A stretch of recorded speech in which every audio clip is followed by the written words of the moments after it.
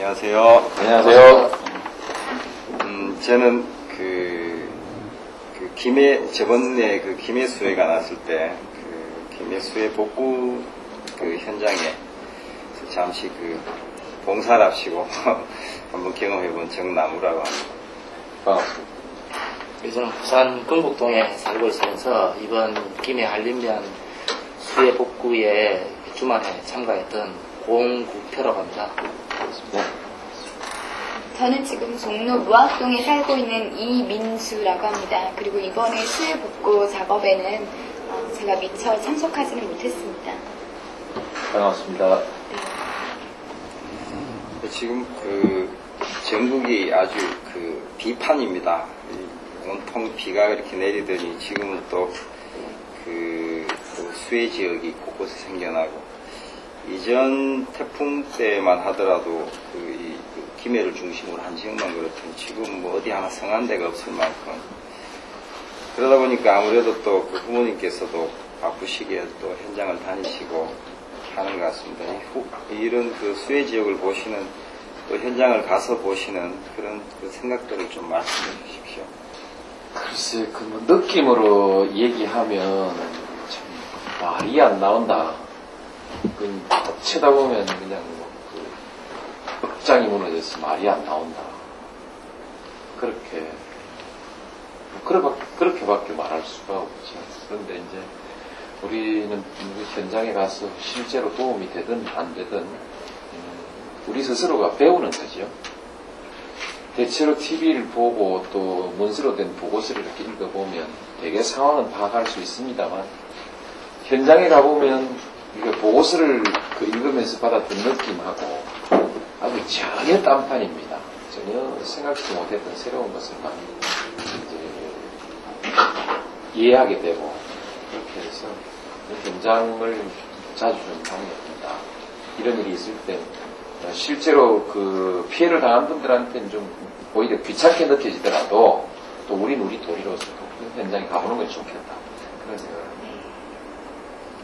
실제로 현장에 수해 복구 봉사 활동에 참여하시면서 아주 이렇게 구체적인 활동을 많이 하셨기 때문에 수해를 입은 주민들을 만나면서 가슴 찜한 어떤 사연이나 나름대로 이렇게 상당히 뼈저리게 느끼신 어떤 경험이 있으실 것 같은데, 그런 부분이 있으십니까?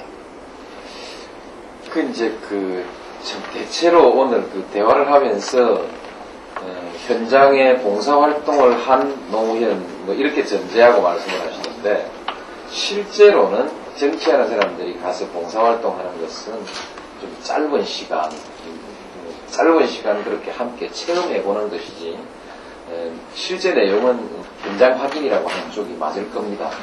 그런데도 왜 이제 봉사하는 것처럼 그렇게 나가느냐 하면, 모두가 함께 고통에 동참한다는 그런 상징적 의미가 큰 것이죠. 실제 일이야 별 도움 되겠습니까? 현장 확인, 이게 이제 제일 중요한 겁니다. 정말 현장에 가보면 잘 왔다, 이런 생각이 듭니다. 집이 있던 자리가 싹 다 떠내려가 버리고 완전 자갈밭이에요. 흔적도 없는 경우도 있고, 어떤 집은 물이 들었다가 빠졌는데, 지난번에 우리가 김해 같은 때는 물이 고이 들었다가 물만 나갔는데, 이게 뻘이 그냥 휩쓸려 내려와가지고 집 중턱까지 완전히 뻘이 차 있는데, 여기서는 딱 두 가지를 발견합니다. 하나는 경찰관, 군인, 공무원, 정말 근심적으로 그 일을 하고 있거든요. 게다가 어느 틈에 왔는지, 미처 말하자면 우리도 길이 끊겨서 여기 현장에 도착하지 못하고 있다가 겨우 도착했는데 이미 자원봉사대가 와서 숫자가 많지는 않지만 일하고 있습니다. 이렇게 보면 참 우리 사회가 그래도 좀 믿고 의지할 만한 사회로 성숙했구나, 이런 걸 느낍니다. 정말 진심으로 믿음직스럽다, 이런 생각을 하게 됩니다. 한편 이제 수재를 당한 사람들이 보면 잠도 며칠씩 자지 못하고 밥도 제대로 먹지 못하고 옷도 못 갈아입고 이렇게 말할 수가 없지요. 행색이 사람이라고 할 수 없을 만큼 그렇게 아주 초췌한 가운데도 복구 작업을 하면서 눈빛이 생생하게 살아있어요. 살아있으면서 뭔가 다시 일어서겠다는 의지 같은 것을 이렇게 의지를 그 몸으로 풍깁니다. 이런 느끼면서 우리가 이 사람의 삶과 생명에 대한 외경심이라 할까, 존경심, 네. 좀 엄숙한 그런 것을 참 느끼게 됩니다. 아, 이게 삶이구나. 그런 생각을 하죠. 이전에 저 개인적인 경험으로는 김해 수해 현장에 오셨을 때, 저도 그때 이웃에서 이제 봉사활동을 했었는데, 가끔 스치면서 후보님 오셨다고 이렇게 못 빼고 구경하고 이럴 분위기가 아니었습니다. 그래서 가끔 이렇게 손수레를 밀고 하는 모습을 스치고 또 뭐 식사하시고 이럴 때 주민들하고나 이렇게 이야기하실 때 참 저분은 어떻게 자기도 꾸밀 줄 모르는가, 아주 눈높이로 내려가서 그분들하고 이렇게 이야기하는 게 그냥 뭐 거품이거나 허세가 아니라, 그런 점에서 참 이렇게 나듬어지지 않은 날 것으로서의 민생 현장을 아주 중시하는 분이구나, 그런 생각을 했었습니다. 특별히 그렇게 이번 수해에서도 또 많은 시간들을 할애해서 그런 현장을 다니시는 걸로 아는데, 그런 이런 현안이 있을 때마다 현장에서 직접 부딪히겠다는 어떤 원칙 같은 것이 있습니까? 이제 가능하면 현장을 확인하는 것은 좋죠. 좋고 동참도 좋고. 그런데 이제 시간이 다 잘 안 되고 하니까 다 못하고 막 그렇습니다. 조금 전에 말씀하셨듯이 제가 이제 모자 쓰고 장갑 끼고 작업하면 어울린다고 그래요. 잘 어울립니다. 그때 그게 어찌 보면 꼭 좋은 소리만은 아닌 것 같고 흉보는 것 같아서 좀 그렇긴 합니다만 어쨌든 어울린다 그래요. 근데 실제로는 쓰먹쓰먹합니다. 왜냐하면 저도 자연스럽게 어릴 때 자랐던 농촌이라든지 그동안에 이제 가봤던 현장 이런 데하고 자연히 떨어져서 뭐 판사하고 변호사하고 국회의원 뭐 이렇게 하는 동안에 이미 그와 같은 노동의 현장하고 많이 떨어져 있거든요. 그래서 실제로는 저는 좀 이제 쓰먹쓰먹하죠.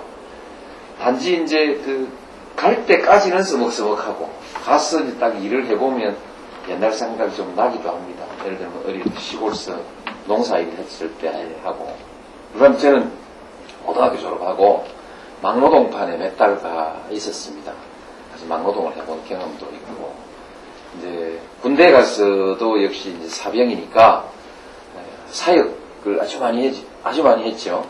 근데 그런데 좀 이제 익숙해 있기 때문에 한참 하다 보면은 진짜 제가 이제 자세가 나오더라고요. 진짜 노동 일 익숙한 사람처럼 그렇게 느껴지기도 하고 그렇죠. 그런데 어떻든 그래도 지금도 써먹한 것은 사실입니다.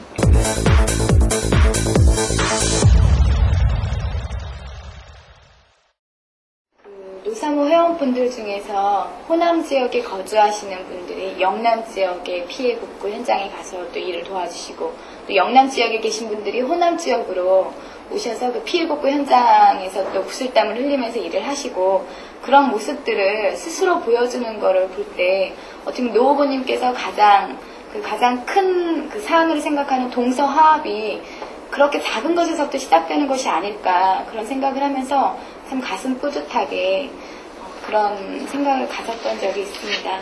그래서 우리 이런 활동들이 앞으로 좀 더 많아지고 우리의 자원봉사가 계속해서 늘어났으면 하는 그런 바람을 가져봅니다. 노 후보님께서 이번에 수해난 그런 모습들을 지켜보시면서 여러 언론들을 보면 난개발이 문제다라고 얘기를 하는 곳도 있고, 하천복구 작업에 좀 더 투자를 해야 되는데 이건 도로복구 작업에만 투자를 한다, 뭐 그런 문제들도 나오고 있고, 또 그러다 보니까 국가하천이나 지방하천은 국가에서 관리를 하기 때문에 괜찮은데 이제 시군구청에서 관리하는 그런 소하천은 관리가 잘 안 된다라고 또 그게 오늘 신문에 나왔더라고요. 아침에 보니까.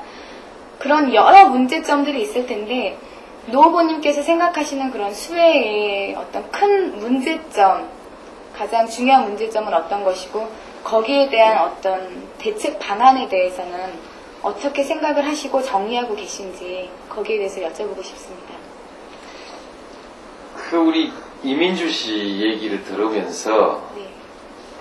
앞으로 정치하는 사람하고 행정하는 사람이 갈수록 힘이 들겠구나 하는 생각이 들어요. 어쨌든 그 일을 직접 당한 사람도 아니고 전문가도 아니면서 그 수준으로 질문하면 이제 우리는 못 해먹습니다. 제가 너무 어려운 질문을 드렸나요? 근데 이제 그 관련해서 이것저것 제가 한번 그 얘기를 해보겠습니다. 우리가 이 현장에 가면 이제 그 하늘이 내린 재앙이라 또는 천재지변이라 이렇게 얘기를 하면 주민들이 왜 천재지변이냐, 이게 인재지 어떻게 천재지변이냐 이렇게 하고 막 화를 냅니다.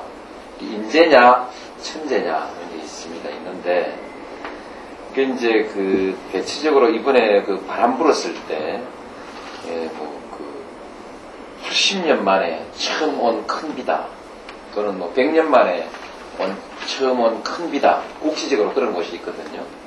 이런 것일 때 그런 것은 되게 천재라고 봐야 합니다. 왜냐하면 우리가 이제 그 보통 그 하천을 설계하고 또는 방파제를 설계한다든지 또는 제방을 설계하거든요. 할 때 대개 30년 주기의 큰 물, 큰 바람을 기준으로 하거나 또는 50년 주기의 큰 물, 바람의 기록을 가지고 그 최고 기록에 맞도록 이렇게 설계를 하거든요. 그런데 이제 가끔 가다가 80년짜리, 100년짜리 기록이 이제 신기록이 나옵니다.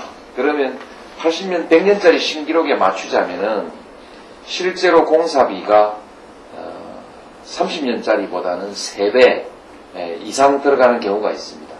그럴 때 그렇게 엄청난 공사비를 들이는 것이 효율적이냐, 아니면 30년 정도 주기는 맞고 80년짜리는 오면 그땐 그 터지고 말하자면 파괴되고 다시 세우는 것이 더 효율 경제적이냐라는 이런 판단이 이제 있을 수 있죠.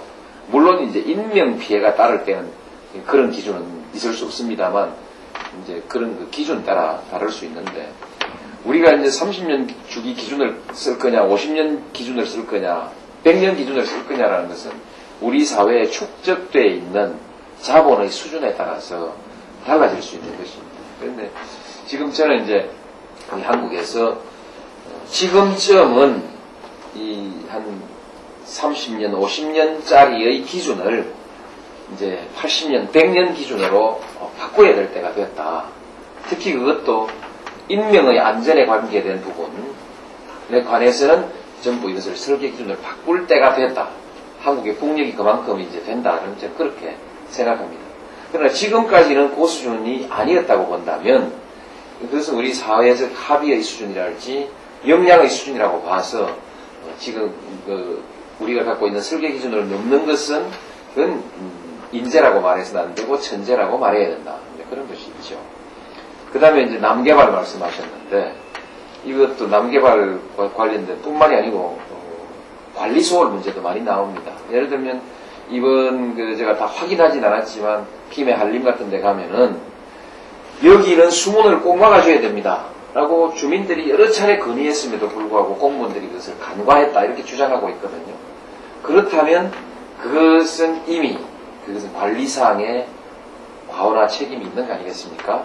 그런 것은 앞으로 따져볼 문제이지만 그런 경우에는 또 그것도 인재라고 말해야 하는 것이죠. 그 다음에 이제 그 하천 주변에 작은 공단들이 개발되면서 과거의 저섭지들이 전부 다 매립되고 또는 둑이 막아져 버렸습니다. 그러니까 옛날 같으면 그 저섭지에 홍수가 났을 때 무리가 다 들어찰 수 있는데 그게 다 막혀버리니까 오히려 수위가 높아졌죠. 결국 그래서 그 공단들이 또 피해자가 되는 이런 이제 악순환 같은 것이 있는데, 이런 것이 이제 오늘날 우리가 가지고 있는 인식의 그 부족이죠. 인식 부족이죠. 이건 어떻게 보면은 범국민적 공범관계라고 말할 만큼 이 부분에 대해서 그동안에 소홀해져 있었습니다. 땅을 어떻게든 이용해 보려고 자꾸만 그 나름대로 기능이 있는 땅을 자연적 기능, 환경적 기능 있는 땅을 자꾸 공업적 기능으로만 생각하는 거죠. 산업적 기능 말고도 아주 중요한 자연적인 그런 그 기능들이 있는데 이것을 무시했던 것이 가져온 재앙이기 때문에 이 부분은 우리 국민들의 의식이 업그레이드 돼야 됩니다. 업그레이드 돼야 돼요. 이제 그 다음에 이제 제가 얘기 자꾸 깁니다만은 그러면 어느 것만큼 그 국가에게 책임을 지우고 또 어떤 잘못은 책임을 지우지 않아야 될 것이냐 했을 때 보통 우리가 이제 국가가 책임이 있다라고 하려면은 보통 사람들이 그 생각하는 수준보다는 조금 높은 수준의 그 예측 능력, 일반 사람들은 미처 생각하지 못하고 지나갔다 할지라도 관계 공무원들은 그보다 좀 더 높은 수준으로 할 수 있는 예측을 다 해내고 방비를 했어야 하는데 그 방비를 못하는 데 대해서는 책임을 묻습니다. 왜냐하면 그 담당 공무원들은 보통 사람보다 책임이 무겁고 국가의 책임도 보통 사람보다 좀 무겁고 그리고 이제 이상적으로 봐서 현재 기준보다는 조금 더 높은 기준에 우리 그 국가의 기능을 맞춰야만이 발전이 있기 때문에 되게 그렇게 해서 책임을 물어나가는 것입니다. 예를 들면 이제 그 몇 년 전에 있었던 10여 년 전에 있었던 망원동 수해 사건에 대해서 드디어 이제 국가의 책임을 정부의 책임을 물었거든요. 그럴 때 이제 쓴 기준이 그 이전까지는 별로 문제가 되지 않던 것도 지금부터는 문제가 되는 것이다 라는 이런 선언적 의미로서 재판을 해가지고 국가의 책임을 지우고 그 이후 아마 그 수방시설의 관리 기준이 훨씬 더 좀 높아졌을 것입니다. 이렇게 해나가는 것이 우리 이민주 씨 걱정하시는 소위 인재 또는 관리 소홀로 인한 어떤 그 문제를 해결해 나가는 방향이죠.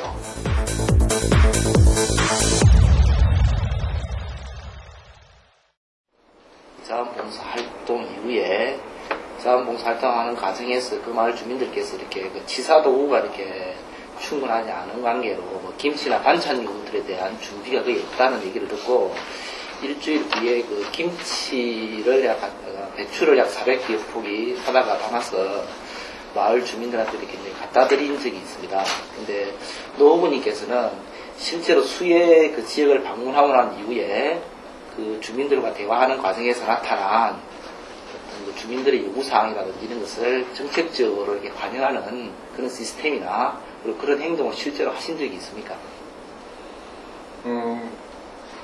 제가 이제 해양수산부 장관 할 때 바다에도 여러 가지 양식시설이라든지 배라든지 이런 이제 그 피해들이 많이 있고 그러면서 자연스럽게 이제 그 농업재해 쪽하고 함께 그 재해를 다루게 되는데 실제로 보면 그 우리 정부가 가지고 있는 시스템이 아주 엉성한 것 같아도 상당히 잘 짜여져 있습니다. 잘 짜여져 있어가지고 이번 피해는 원체 컸기 때문에 지금 감당을 못하고 하지만 대체로 신뢰할 만하다. 그래서 아주 신속하게 이루어지고 두 번째로 우리 사회에 이제 자원봉사 시스템들이 아주 그 활발한 편입니다. 지난번 거기 한림 가서 보셨겠지만 파주 분들이 다 다녀갔지 않습니까? 그날 우리가 갔을 때도 그 진해, 마산, 부산 각지에서 와가지고 하나씩 맡아서 일을 이렇게 나가고 있고 이렇게 보면 우리 사회 그런 부분은 상당히 잘 짜여져 있습니다.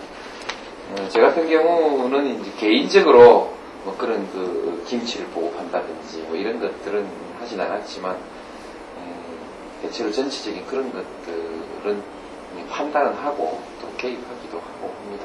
예를 들면 현장 가서 문제가 당장 필요한 문제들이 해결되지 않고 있을 때 즉시 전화로 해결하기도 하고 그렇게 이제 돕기도 하고 또 전체를 보기도 하고 실제로 국민들은 그런 어떤 그 정치 지도자가 현장에 와서 구체적인 문제를 눈으로 확인하고 그것이 국민들의 생활에 반영되는 그런 어떤 그 정치 지도자의 판단 능력이나 그런 것을 필요로 하는 게 아니겠습니까? 그런 생각을 합니다. 일반적으로는 그 현장을 한번 본 것이 그 다음 일을 처리하는데 굉장히 도움이 됩니다. 도움이 되고. 그 다음에 이번의 경우에는 이제 재해, 특별재해 지역으로 어디를 지정할 것인가의 문제를 놓고 민심이 들끓기 시작했습니다. 했는데 막상 그 현장에들 가보니까 보도가 잘 된 곳이 있고 아직 길이 막혀서 보도가 잘 되지 않은 곳이 있어서 보도가 되지 않은 곳에서는 피해가 엄청 큰데도 불구하고 이 TV나 보도에 잘 안 나오니까 굉장히 불안감과 소외감을 가지고 있었습니다. 그런 것을 해결하기 위해서 즉석에서 이제 뭐 행자부 장관에게 전화를 하기도 하고 청와대 비서실장에게 전화를 하기도 하고 이렇게 해서 몇 가지들의 이제 조치도 하고 이렇게 우리 당의 이제 재해대책위원회와 회의하고 있는 중에 전화를 해가지고 이번 회의 중에 혹시 이 문제를 간과하지 않도록 잘 해달라 이렇게 하기도 하고 이렇게 이제 현장 조치를 하기도 하죠. 그런 것이 이제 현장에 가서 우리가 할 수 있는 일들이기도 하고 그렇습니다.